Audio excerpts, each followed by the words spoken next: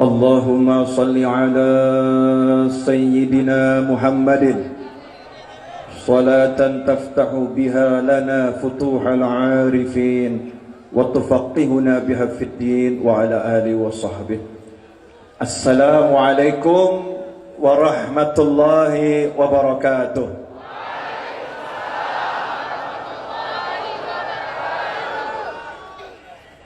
Saya tidak akan bicara panjang-panjang, minimal sama dengan Bapak Gubernur. Tadi saya diangkat jadi warga Aceh, Pak, dengan upacara adat, tapi belum punya KTP Aceh. Kalau saya ini sebagai warga Aceh, bangga saya punya gubernur yang cerdas.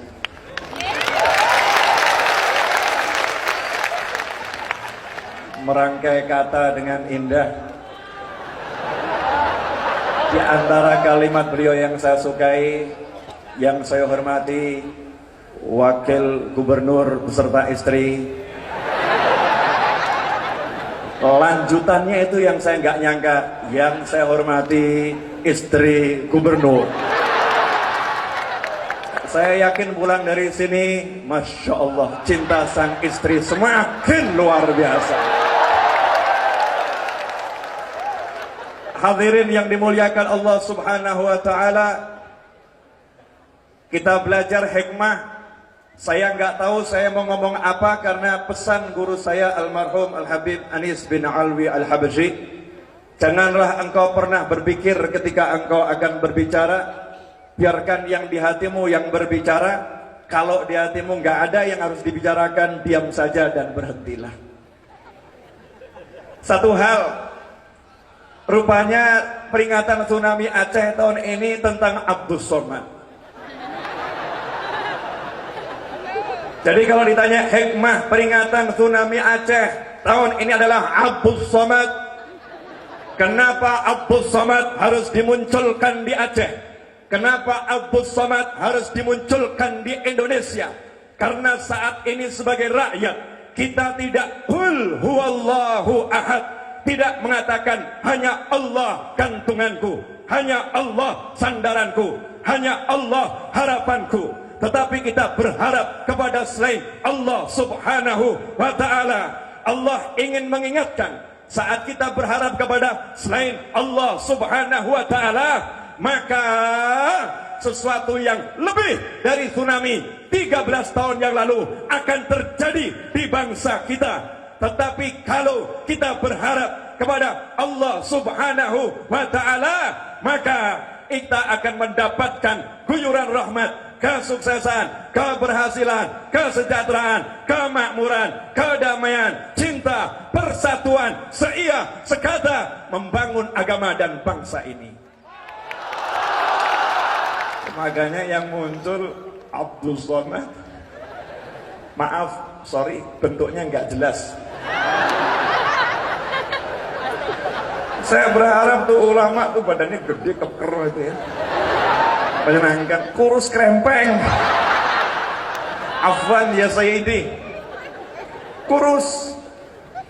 Kemudian ya begini, kalau ngomong kelihatan tegas, tiba-tiba ngakak. Seakan-akan para aulia pengen ngasih tahu, cukup yang satu ini untuk Indonesia. Cukup yang satu ini untuk Indonesia. Makanya kalau ada ulama yang dia itu punya kemampuan, ada ulama yang bisa membangkitkan umat, kalau ada ulama yang punya kelebihan, tutup matamu dari kekurangannya, tutup matamu dari kesalahannya, lihat kelebihannya, itu adalah gurumu. Ini sebetulnya partai Abdus Somad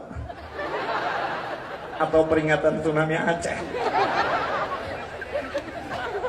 Pokoknya saya nggak ngurus, saya disuruh bicara, salah yang nyuruh. Halo, lihat jam dulu, baru 4 menit. Waktunya maksimal 20 menit, biar nanti tidak terlampau lama majelisnya, ya. Jadi Indonesia harus bangga ini.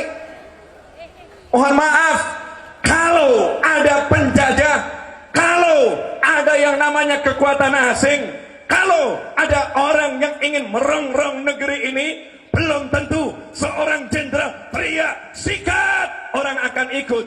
Tetapi kalau Abdul Somad teriak sikat, saya akan ikut. Ulama,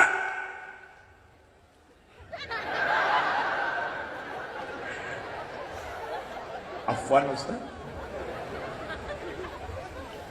saya nggak dibayar loh, nggak ada ini urusan apa-apa, because I love him so much. Karena cinta saya pada beliau, Allah nikahkan kami berdua sore tadi.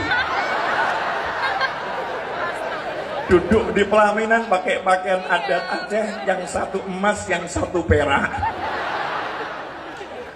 Iya, berat badan gak jauh berbeda, cuman beliau tampak lebih kurus. Iya, ini sang suami, itu sang istri. Masya Allah.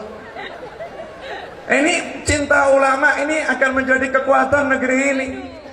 Makanya seluruh aspek masyarakat dimanapun berada, terutama di Aceh, kalau pengen Aceh ini makmur, kalau pengen Aceh ini bangkit, kalau pengen Aceh ini semakin indah, kalau pengen Aceh ini menjadi kekuatan ekonominya mengalahkan bagian dunia manapun, ikuti kata ulama. Jangan kata yang lain, gubernur gak usah. Tapi untungnya gubernurnya ulama, ustadz. Ustadz, kecerdasannya tampak tadi. Setelah bismillah, alhamdulillah, alhamdulillah aja ngutip Allah al-wahidus somad, nyebut-nyebut Ustadz Abdul Somad. Luar biasa. Yang buatin siapa Pak? Buat sendiri itu. Beliau pernah nyantri. Beliau pernah nyantri, santri, Masya Allah. Jadi kalau pengen Aceh ini hebat, Aceh ini kuat, Aceh ini bangkit lebih dari yang lain, maka kuncinya adalah ikuti ulama. Dan itulah wujud dari pengamalan Pancasila. Kita ini dari kecil teriak Pancasila, satu ketuhanan yang Maha Esa, tetapi pengamalannya sering melenceng. Tidak ada sila kedua, tidak ada sila ketiga, tidak ada sila keempat, tidak ada sila kelima, kalau sila yang pertama tidak diamalkan. Saya ini dulu penatar P4. Boleh ngasih contoh? Misal di Indonesia Raya, berdiri kekuatan yang mengajak persatuan, tapi nggak mau kenal Allah. Saya mau nanya, Indonesia bersatu atau hancur? Hancur. Tapi kalau berdiri sesuatu kekuatan yang mengajak mengenal Allah, mengajak beragama, mengajak taat kepada penguasa alam semesta, jagat raya, diri kita, jiwa kita, semuanya yang menguasai. Kalau kita taat kepada Allah, kalau ada kekuatan yang mengajak seperti itu, pasti sila kedua, sila ketiga, sila keempat, sila kelima pasti terwujud dengan baik. Pasti itu. Tidak mungkin tidak, karena nggak ada yang namanya ulama ngajak tukaran, ngajak pukul-pukulan, ngajak sikat-sikatan. Yang ada ulama ngajak makan, kumpul makan, nih pada makan nih. Yang di situ belum ya. Nah, ikhwani rahimakumullah, terakhir itu belum berarti usai. Seperti kata beliau, akhirnya, tapi nggak langsung akhir. Saya justru mau ngajak semua belajar hikmah dari apa yang dialami Ustadz Abdul Somad. Boleh ya? Boleh. Ke Bali dipersekusi, ke Hong Kong diajak kembali naik pesawat. Betul ya? Itulah indahnya Allah kalau pengen membahagiakan hambanya, kalau Allah pengen menghibur hambanya, kalau Allah pengen menyenangkan hambanya, kalau Allah pengen hati hambanya berbunga-bunga lebih dari temanten baru, maka Allah buat dia mengalami yang gak enak, nggak enak, terus dapat yang enak, itu rasanya enaknya luar biasa. Kalau nggak percaya, tanya pada beliau yang mengalami. Kita kan tidak. Kepada korban, betul kan ya? Kesian korban persekusi, korban pengusiran imigrasi. Lengkap julukan beliau karena bentuknya nggak jelas. Masya Allah, lengkap. Tapi menjadi sunatullah. Tidak ada sesuatu yang direndahkan kecuali Allah yang akan mengangkat. Apalagi hambanya Abdul Somad yang bergantung kepada Allahul Ahad, bergantung kepada Allah yang Maha Esa. Ketika diperkusi, ketika diusir, tetap pakaiannya biasa, orangnya sederhana. Janji Rasul Muhammad SAW, man tawadhu'a rafa'ahullah. Siapa merendahkan diri, langsung Allah mengangkat derajatnya. Perhatikan ini kunci nih. Man tawadhu'a rafa'ahullah.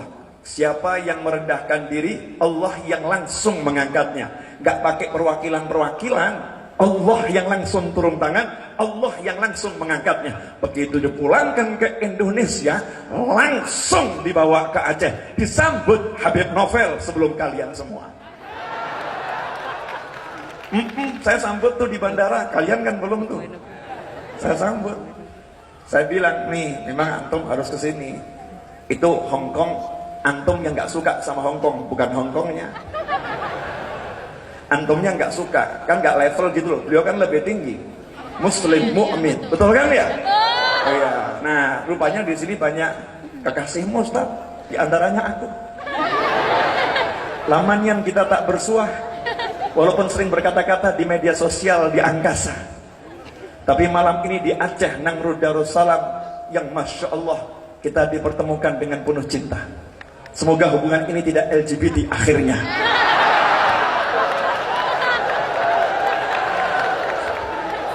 Mudah-mudahan nggak LGBT, Ustaz. Nih akhir-akhir ini anak-anak muda nih ngeri. Anak-anak muda nggak? Ngeri. Makanya tuh yang pengen nikah, yang pengen kawin. Paham maksudnya? Temuin orang tuanya, bilang, Pak, I love her so much, please nikahkan kami. Kalau bapaknya nggak mau nikahkan, kabur saja, nikah. Itu lebih baik daripada engkau kumpul kebo dan berzina. Na'udzubillah min. Nikah ya akhi, nikah itu enak. Ada lagunya kayak nikah ya akhi itu. Nikah itu enak. Kurang 2 menit. Boleh ya 2 menit lagi ya? Boleh kan? Saya itu biasanya standar ceramah minimal 2 jam, Ustaz. Khusus di Aceh 20 menit. Diskonnya itu banyak banget itu. Jadi saya senang itu, alhamdulillah, biasanya 2 jam jadi 20 menit. Yes. Nikmatnya luar biasa. Nah, nikah aja, mau nikah itu mudah. Kalau saya nanti jadi presiden tahun 4000 Masehi. Sorry Pak, kita gak level Pak. Bapak cuman gubernur, saya nekat Pak calon presiden. Tahun 4000 Masehi. Tahun 4000 Masehi. Kenapa saya pengen 4000 Masehi? Karena 2019 rakyatnya masih Anda dan saya yang modelnya begini, repot. Kalau 4000 Masehi semua isdet, kemungkinan besar udah kiamat, gitu kan? Kalau saya jadi presiden tahun 4000 Masehi, undang-undang yang pertama kali saya rubah adalah undang-undang pernikahan. Undang-undang pernikahan. 1, kalau ada perempuan usia baligh belum menikah, orang tuanya saya penjara 20 tahun.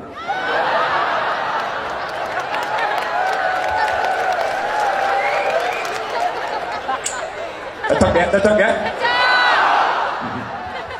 Kalau ada istri menghalangi suaminya nikah lagi, saya penjara 40 tahun.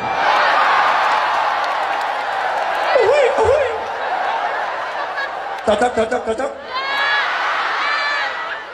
Sabar. Ini presiden baru mengumumkan visi dan misi, belum selesai. 2 menit mau mengumumkakan visi dan misi calon presiden tahun 4000 Masehi. Saya akan nekat. Ini ambil start awal ini. Start awal. Masih kurang 3000 tahun, 2000 tahun sudah start awal. Kenapa? Sebagai presiden, saya bertanggung jawab atas keselamatan rakyat Indonesia. Saya bertanggung jawab 1 nyawa melayang karena saya neraka tempat saya. Ini yang bicara calon presiden loh ya.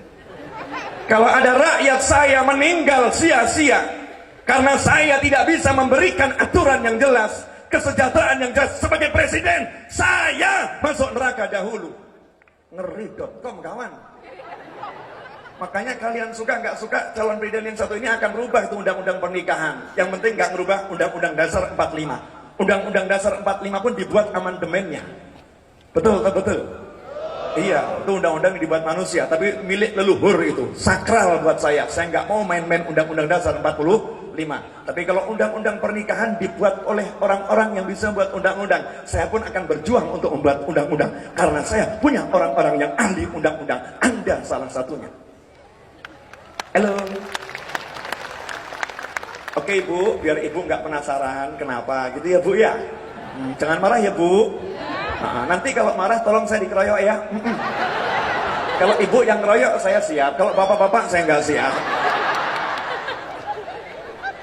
Begini kawan-kawan, mohon maaf. Kan sudah nggak mungkin Nabi kita keliru, mungkin nggak? Rasul kita keliru, mungkin nggak? Percaya nggak sama Rasulullah? Yakin nggak sama Rasulullah?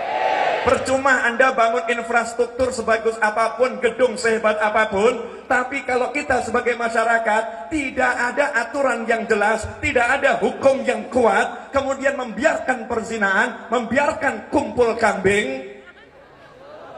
Kalau kebo terlalu besar, kan suka-suka saya buat istilah, siapa tahu jadi tren. Kita biarkan hal-hal yang dilarang Allah. Ingat itu, Nabi kita pasti benar, Rasul kita pasti benar, Sallallahu alaihi wasallam. Beliau telah menyatakan, kalau udah tampak itu perzinahan, maka Allah akan turunkan gempa bumi di sana dan di sini.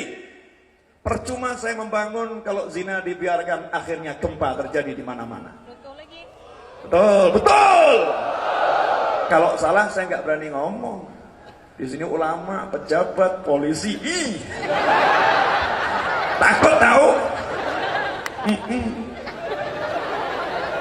Kalau salah nggak berani ngomong. Lisan ini harus dijaga, jangan sampai ngomongnya salah, apalagi didengar orang banyak. Ini bahaya ini.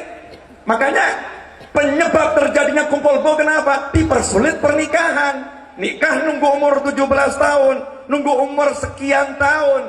Ini bertentangan dengan ajaran Rasul saya, bertentangan dengan ajaran Nabi saya, berarti bertentangan dengan sila pertama, ketuhanan yang Maha Esa.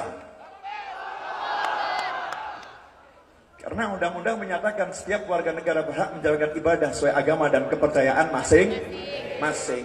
Maka saya akan kembalikan, ini ingat ya, ini visi dan misi calon presiden. Ingat. Jangan salah, ini isi visi dan misi calon presiden. Saya akan kembalikan Indonesia seperti ajaran leluhur. Apakah itu? 1, banyak anak, banyak rezeki.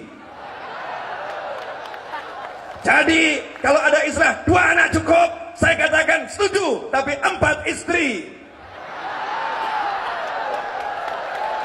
8 kawan-kawan. Loh, fokusnya bukan masalah istri, anak tadi loh. 8, kan negara sementara mengatur 2 anak cukup. Jangan lawan hukum negara, tapi jangan hilangkan ajaran leluhur. Karena leluhur kita nggak asal bicara. Orang-orang dulu tuh semua dengan zikir, dengan puasa, dengan perenungan. Orang Aceh membuat rafa'i, ngambilnya pun dari pohon, memahatnya dengan zikir, la ilaha illallah, la ilaha illallah, dengan hitungan hari yang pasti, dengan wirid, dengan puasa, dengan tawajuh. Orang dulu luar biasa. Makanya ketika dipukul, tabuh, ayo tabuh. Tabuh, serius.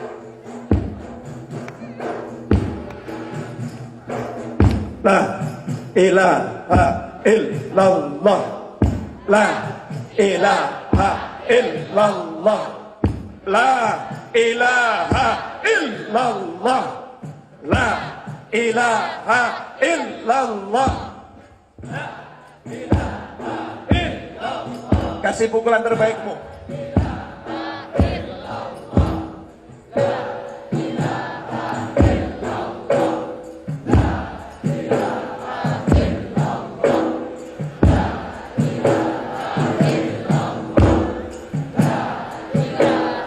Illallah. La ilaha illallah. Cukup. Ya nanti jadinya 30 menit. Ini musik kalau ditabuh hati langsung bergetar. Hati langsung bergetar. Gak butuh suara zikir kita. Musik ini telah berzikir. Ini orang Aceh. Ini orang Aceh. Pak Gubernur nggak tahu. Saya waktu ceramah di Aceh waktu itu Pak, saya pulang bawa Rafai 2 Pak. Saya pakai di majelis saya di mana-mana itu saya pakai. 2 menit lagi selesai. Boleh ya? Boleh. Nggak apa-apa. Kalau panitia bilang nggak boleh, saya ikut suara terbanyak. Nah, kenapa orang dulu bilang, coba lihat anak-anak dahulu, nenek-nenek kita menikah itu umurnya berapa di sini di Aceh? 12. Berapa tahun lagi? Kalau di Jawa itu nenek-nenek saya menikah 12 tahun, 13 tahun, 14 tahun. Kalau 17 tahun belum menikah, orang Jawa bilang perawan tua. Betul tak betul? Jadi kalau peraturan yang sekarang 17 tahun baru boleh menikah, apa kata leluhur kita dari alam barzah? Bagaimana anak cucuku ini? Ku ajarkan segera menikah. Kenapa tua baru menikah? Akibatnya karena masih muda dilarang menikah, yang terjadi hubungan di luar nikah. Jadi nasihat ulama tidak akan berarti kalau sistem ini nggak dibangun. Kalau sistem nggak dibangun, susah. Wong tiap hari ketemu orang Aceh cantik-cantik, pemudanya ganteng-ganteng. Oh, setannya juga luar biasa.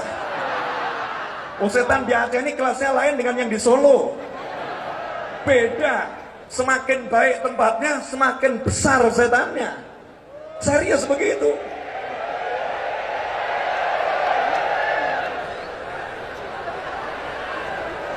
Lanjutkan. Yang kedua, kenapa kalau ada istri yang melarang suami nikah lagi saya penjara 40 tahun? Karena istri itu telah melanggar kebebasan seorang pria, hak pria untuk menikah, dan telah melanggar hak wanita untuk dinikahi. Maka dia telah melanggar hak asasi yang paling asasi setiap manusia untuk menikah. HAM harus ditegakkan.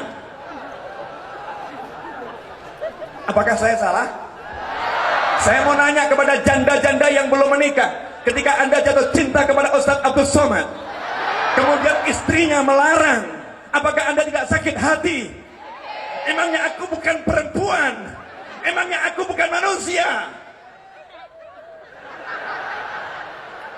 Mudah-mudahan istri beliau nggak nonton. Aman Ustadz, aman. Istrinya ngomong, jangan deket-deket Habib Novel, bahaya. Ya, terus kenapa? Karena yang terjadi adalah pria-pria akan menikah kepada wanita dengan sembunyi-sembunyi, sehingga kaum wanita dirugikan secara hukum negara, tidak mendapatkan pengakuan, tidak mendapatkan haknya, tidak bisa mendapatkan warisan. Itu semua karena apa? Karena pria dipersulit menikah lagi. Pasal ketiga, Bu, pasalnya tadi belum selesai. Nah, ini pasal yang paling menguntungkan kaum wanita. Kalau ada pria yang menikah 1 atau lebih dari 1, kemudian pria tadi tidak berlaku adil, tidak mengayomi, tidak menjalankan tugasnya kepada suami, tugasnya kepada istri selaku suami, Kemudian sang istri melaporkan halnya kepada pengadilan agama dan perkaranya dimenangkan oleh pengadilan agama, maka pria tersebut saya jatuhi hukuman kaki dipukul sampai semper dan penjara 70 tahun. Silahkan mikir kalau mau nikah lagi. Betul tak betul, Bu? Jadi ibu cocok dengan saya? Awalnya nggak cocok, akhirnya cocok pula. Makanya ikuti pertandingan sampai akhir. Terakhirnya terakhir. Saya terima kasih. Ya, saya terima kasih. Sudah dibawa ke sini. Ya, sudah dibawa ke sini. Akhirnya saya bisa bertemu dengan Ustadz Abdul Somad.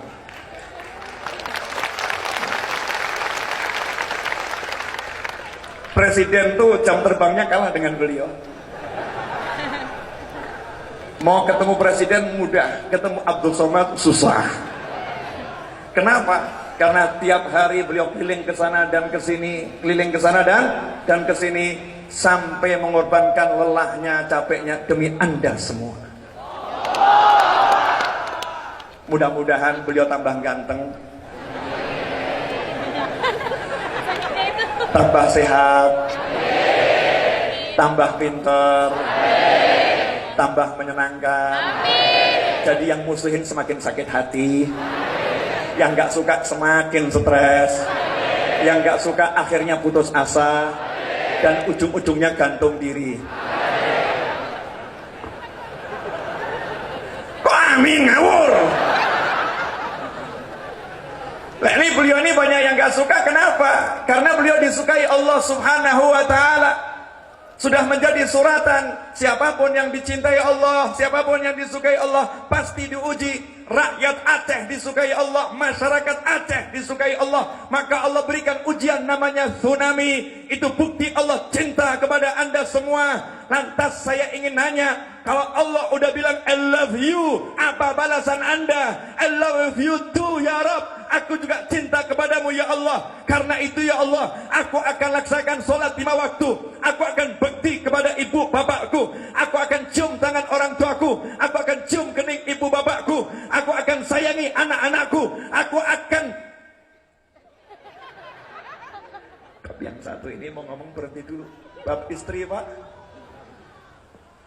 Aku akan jadikan istriku ratu di negeriku.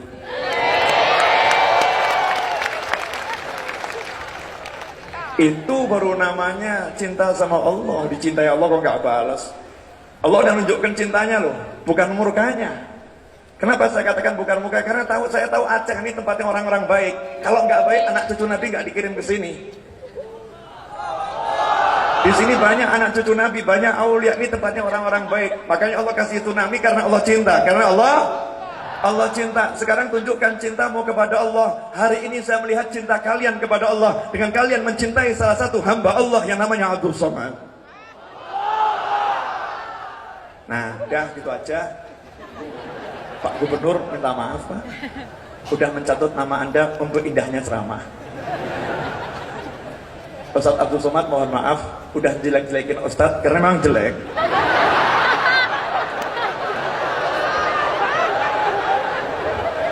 Tapi yang penting, ini loh Ustadz kan bahagia semua gitu kan ya. Kadang untuk membahagiakan orang harus ada orang yang kita jatuhkan. Terima kasih, mudah-mudahan barokah manfaat. Mohon maaf, wassalamualaikum warahmatullahi wabarakatuh.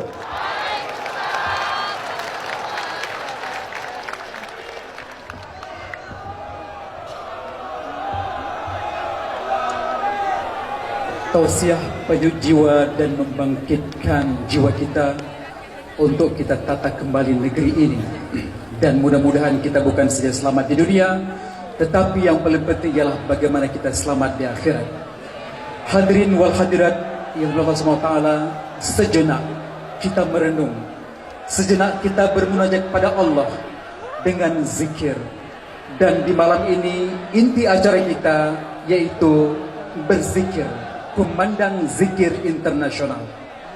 Dan kami harapkan kesabaran, ketertiban kepada para tamu kami, para undangan, Dan kami dapatkan informasi bahwa malam ini yang hadir telah membludak sampai ke jalan sana.